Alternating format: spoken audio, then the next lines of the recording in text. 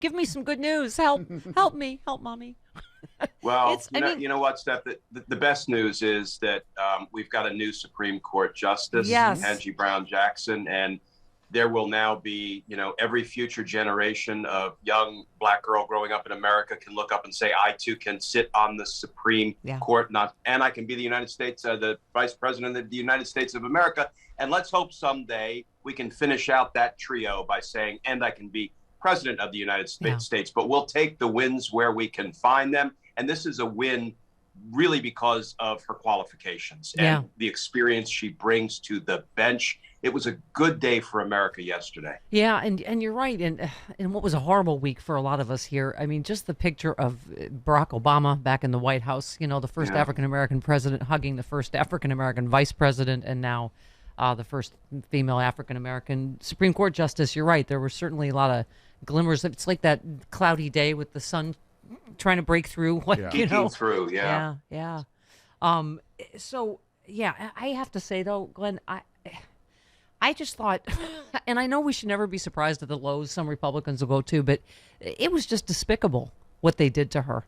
I mean, it really was. And they try to make it sound like, oh, well, it's the same thing as Brett Kavanaugh. No, Brett Kavanaugh is very credibly accused of sexual assault and blackout drinking, I mean, and exhibited the worst judicial temperament I've ever seen in his hearing. But to be fairness, all these small little indecent men, I've got the air quotes in case anybody needs to remember that they're no kind of men, right? The Cruzes and the Cottons and the Hawleys and the Grahams, basically what they accused her of being is a judge. That's what they accused her of being. Because, judges make their best assessments when they sentence defendants. And this was their primary complaint that, she went too low on certain offenders, which if you take a step back and look at the center mass of sentencers across the country, she was right in the middle of the center mass. She did what other judges did by way of handing out individualized sentences. That's not why they attacked her, because they didn't attack other judges who were white males on similar issues, and they were susceptible to that same attack.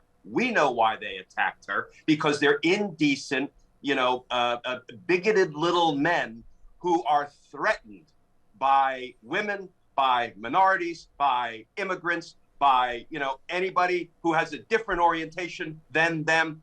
That's what threatens them. Yeah. I mean, the fact that she was, sort of roundly called child predator protector, but I do think that, was it Cotton? Where is this? Yeah, Tom Cotton, basically calling her, I guess is the daughter of a Nuremberg prosecutor, to be called a Nazi sympathizer, basically, that she would have defended the Nazis was, and I just have to listen to Jamie Harrison one time. It shows you who this little maggot-infested man is.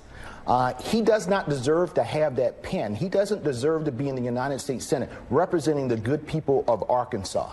He doesn't deserve and doesn't know, and Joe hit the nail on the head. He put his hand on the Bible, took an oath of office to protect and defend the Constitution of the United States, and he uses it as a play toy.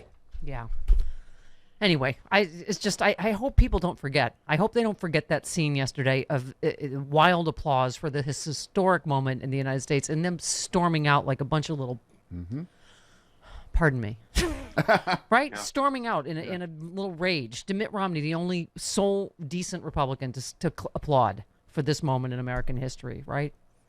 Yeah, it's obscene. It's obscene. They're petulant little children, and beyond that, they're petulant little schoolyard bullies who think that, I don't know, they can lie their way into appeasing their base and remaining in power. A good strong wind would blow over any of these little waifs like Cotton and Cruz and Graham and Hawley. I mean, all together, they don't constitute one full-grown man. This is why I love Kirschner.